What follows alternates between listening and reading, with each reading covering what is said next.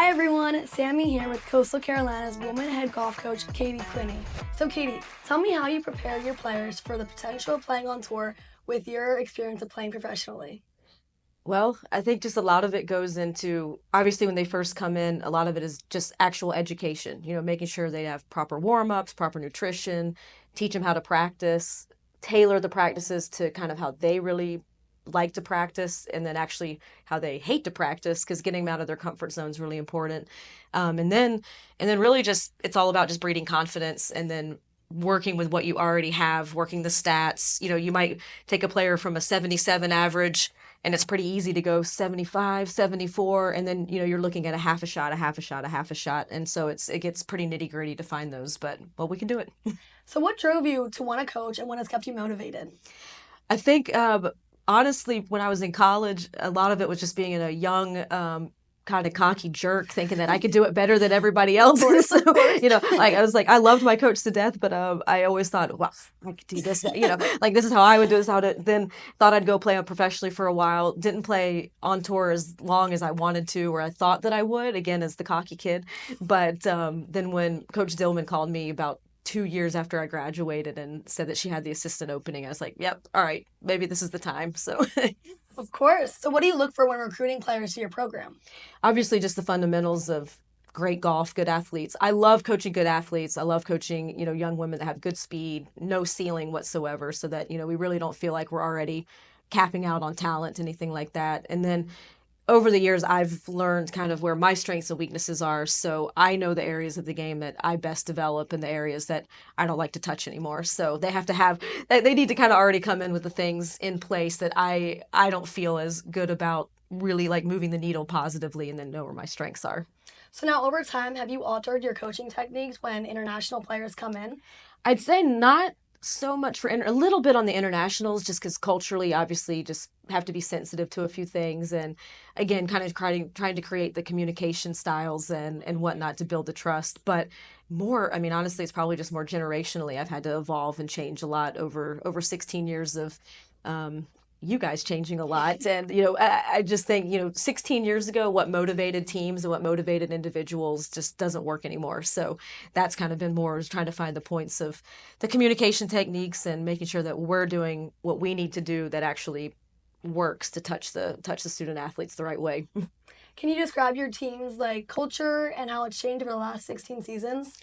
Again, it's sort of just it's so fluid, and every team is different. I mean, if you have 8 players and only one player leaves and one player comes in, it completely changes the chemistry of the team. So this one right now, they're very family oriented, they're driven, but from a kind of togetherness and like a love standpoint, which has been really fun to watch. So we're having more fun than we've had in a lot of time. Like we've really brought the joy back to the program, which has been really incredible for me to experience because obviously it's a lot more fun when joy and family and just actually wanting to kind of be in it together is a little more of the focus.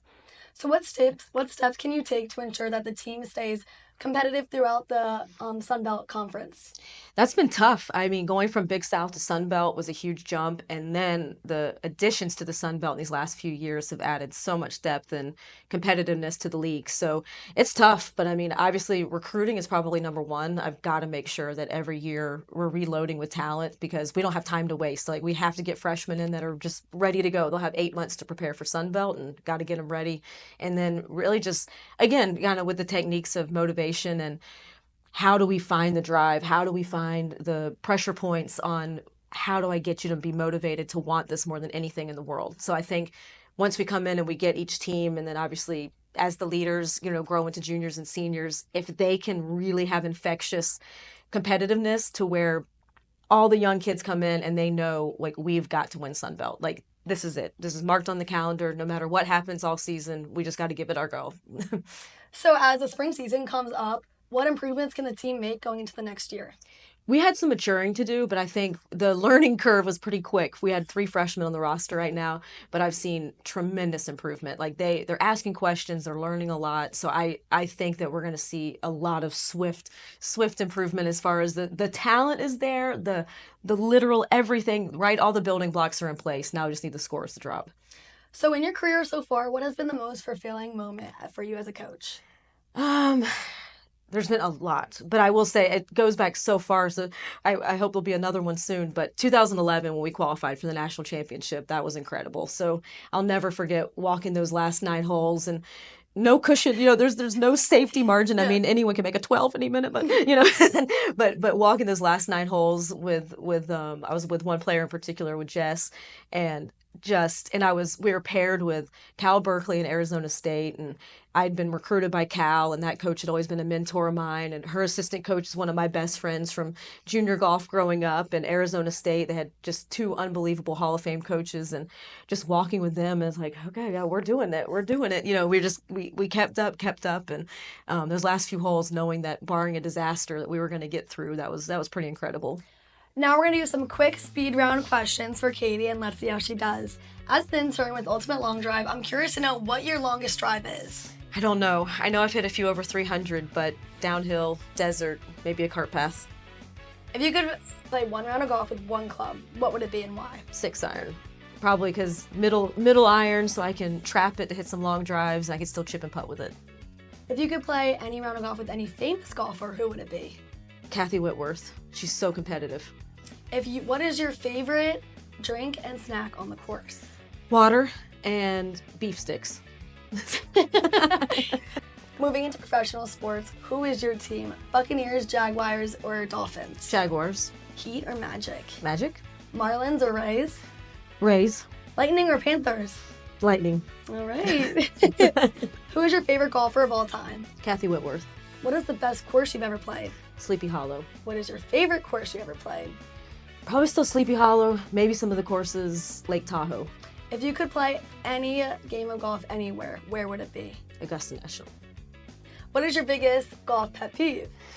I don't know of a pet peeve, but I did love it when they fixed the rule that you could tamp down spike marks and things on the green. Now, if you could make any rule in golf, what would it be? I would say move it out of a divot, but I actually do think that is kind of a critical part of just the rub of the green. So I don't know, maybe move out of the divot, maybe something else. Now, do you have any superstitions or rituals you like to do? Nope, I forbid those on the team. This is Sound Off with Sammy. Thank you, Katie Quinney, women's golf head coach, for meeting with me today. Good luck with your spring season, Thank you. and we'll see you next time.